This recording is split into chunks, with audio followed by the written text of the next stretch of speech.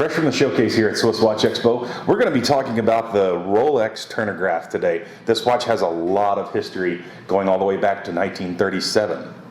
Wow. Yeah. I didn't realize it was that old. Yeah. So the very first original turning bezel was in 1937. It was called the Zerographe. The Zerographe was an experimental watch that they produced only 12 of. Interestingly enough, it was a manual wind and it was a chronograph. I bet that one's pretty valuable. It's not only valuable, it's rumored that there's only 7 out of the original 12 that actually exist in the world. Nobody knows what happens to the others. So scan for one at a yard sale. Yes, yeah, sure, a yard sale. You would easily miss it because it looks nothing like what you would imagine. It's a very thick case that looked eventually like the Submariner. Because it was a chronograph, it had a push button on the very top right-hand corner. So if you look at the watch itself, they in Breitling had moved the pusher for the chronograph from the center of the crown up to the top of the case.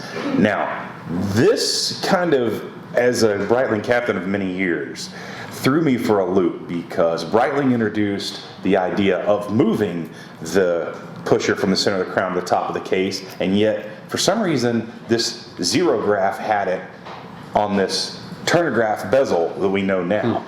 It's a very strange watch, but it's a very thick looking bezel. It almost looks like a toy. And in fact, the bezel is so thick, it looks a lot thicker than the GMT bezel that we see today on the watches. And with that strange chronograph push button at the top, it just doesn't look anything like a Rolex. So you would easily miss this watch. Wow. Later on, in 1953, Rolex decided that they were in fact going to introduce a turning bezel for a sports watch. Obviously, it preceded the Submariner, and it preceded the GMT, which didn't appear until 1955. It's also considered the very first pilot's watch by Rolex. And why did this watch become so popular in the first place? It was officially the United States Air Force demonstration team, aerobatic demonstration team's official watch called the Thunderbirds. And so there were a handful of these watches produced for pilots. The bezel was for navigational purposes, also for timing certain events that they needed to mark times when they were meeting up at certain waypoints.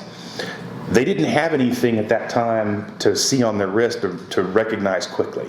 There were a lot of other reasons that this bezel was useful, not just for that. That's why they call it Rolex's first tool watch. Interesting. Now, did it ever say Thunderbird on the dial? It did, only for the Thunderbirds. Okay. Something that Rolex was later criticized for because that never appeared, this was US market only, and that never appeared on that watch itself for the civilian market. Now, one of the other things that Rolex did, which garnered them a lot of criticism, they actually took the name Turnograph off the dial throughout the years as well. And in fact, in 1977, they completely discontinued the Turnograph name on the dial of the watch, leaving it to just be a Datejust with a turnable bezel for all intents and purposes. Still, they referred to it as the Turnograph in all of their production and all of their advertisement throughout the years, but people didn't know. They didn't call it a Thunderbird. It's really one of those nicknames. It's a nickname, that's right. And so that's why there's so many different variations of this whenever you see it advertised. It's oftentimes, especially in the pre-owned market, well, how come this one's a Thunderbird, but this one is a Turnograph? Well, the reason is because this model is the original style of the model. This was the kind of mid-century with the flat bezel as opposed to a fluted bezel style on the later models. And there's also some other arguments about this watch. Throughout the years, it was rumored that this particular style not only went through about 150 different changes, but also that it was discontinued several times. There were years where people didn't see them and then they would pop back up again. It was also rumored that they were discontinued this particular model was discontinued in 1999. That's not true either. We actually have models here with serial numbers that correspond all the way up to 2004, 2005. So I often get calls, well, I don't understand. I thought that, how come I saw these watches being sold in the case, or I found one that has a serial number that comes from 2004, 2005? Well, because Rolex officially says they stopped producing this in 2000. But we know that they are very loose with years of production, actually, at Rolex.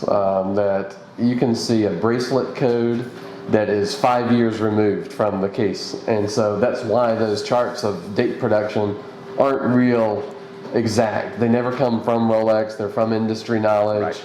And so there's really no such thing from Rolex as, say, a 2001 model watch. We get a lot of questions here at the store. We get a lot of phone calls here at the store about why this Rolex and this year model, and how does the bracelet code do, and is this a service this or service that.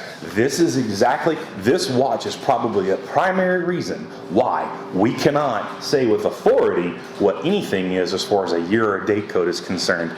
We can guess based on the industry knowledge, as you said, but we don't want to make any absolute assumptions or assertions. But Rolex considers the birth date of the watch the day it was first bought at an authorized dealer. So if we happen to have the warranty certificate, we can say that it began its life on that day that it was. Conceivably, I guess we could have a watch from 1977 still sitting in the case in the middle of Indiana somewhere. Could happen. And if they sell it tomorrow, it's a 1977. Yeah. So we want to make certain that we kind of drill down what a Thunderbird watch looked like for the Air Force demonstration team too.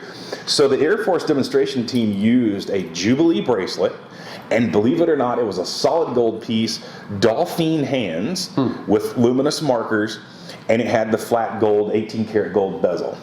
That's what made the original Thunderbird watch, because I get that question a lot. Which one was the actual one? Was it the steel and gold? Was it the all steel? No, it was a fully solid gold case, fully solid gold bracelet. It was wild looking if you ever see one. They were white dials and they had the Thunderbird logo just at the bottom. And as a matter of fact, it looks like a sub-second hand window at the bottom because of the Thunderbird emblem, the way that it's made and shaped. Interesting. Yeah. So this is kind of a short synopsis of the Thunderbird Turnograph. Again, this model here was discontinued in 2011, allegedly. We do not have any pieces in our inventory that go past 2011 for this.